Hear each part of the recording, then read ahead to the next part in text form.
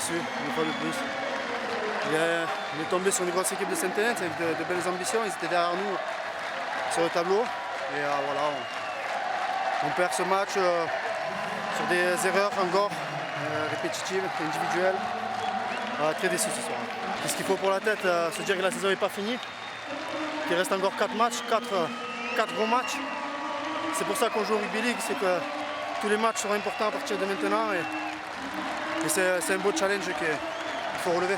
À chaud, je pense qu'on a pris une leçon de rugby, de réalisme dans tous ces compartiments, dans tous les petits détails qui font que tu gagnes un match de rugby ou un gros match de rugby face à une grosse opposition. Je pense que quand tu fais autant d'erreurs, tu ne peux pas gagner. Quand tu es autant indiscipliné avec 2 cartons jaunes à la sortie, tu ne peux pas gagner. Quand tu veux marquer dès que tu te rapproches de la ligne d'essai à chaque tenue, à un moment donné, tu ne construis pas la pression sur la défense.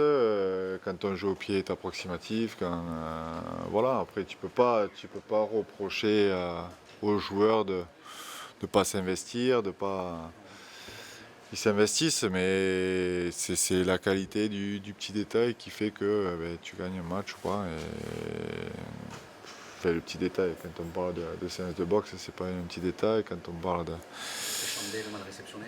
Ouais, voilà. Après, tu as voilà, des erreurs. Que tu perds, tu prends 10-0, je crois, d'entrée.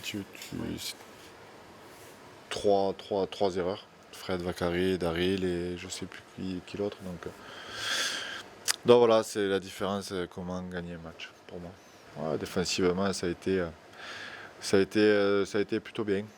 Ça a été plutôt bien parce que les 26 points en défendant à 12, bon, tu joues pas Salford là. Donc à force de t'user, ils arrivent justement à créer ces brèches-là et eux, quand ils ont une opportunité, ils la mettent. Si tu veux, ils cherchent l'opportunité après opportunité après opportunité. Donc voilà, après il y a quand même eu des choses intéressantes défensivement. Se faire défensivement, je dirais la raison principale, c'est que tu fais que plaquer. Donc, tu vois pendant la première chaîne défensive, tu souffres pas. Quand tu es frais autant qu'eux, tu souffres pas. Et quand tu commences à fatiguer, ouais, c'est sûr que les Wamsley, les Greenwood, les jeunes monstres qu'ils ont. Mais si eux avaient fait autant d'erreurs, ils auraient dû prendre les Simon, les Maria, les Fakir, les Paya, voilà. C'est difficile à encaisser, ouais. Mais dans tous les cas, il y a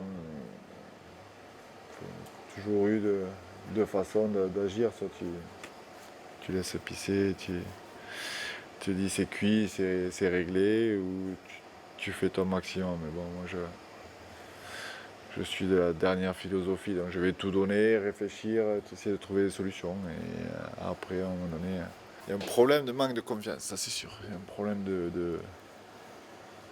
Ça, on peut bosser là-dessus. Oui, on passe plus de temps, et ce que je leur ai dit, on va faire que des passes, et attraper que des passes, et arrêter de faire des schémas de jeu ou des plans de jeu. Je dis, parce que le problème, c'est pas le plan de jeu ou le schéma de jeu, c'est juste attraper, c'est juste faire une passe, c'est juste... voilà. Oui. Mais la confiance, ouais, ça va avec. Ouais. Brent et Olivier ont le feu vert médical. Ils ont très très bien bossé la semaine dernière. On va voir le début de semaine. Rémi va rentrer. Julien Bousquet bosse très bien, malgré le fait qu'entre suspension et blessure.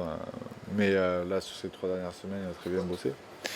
Scott devrait... Il n'y a pas eu d'amélioration ce début de semaine. Il y a eu une amélioration en fin de semaine. Et on va voir le début de semaine là, pour ce week-end.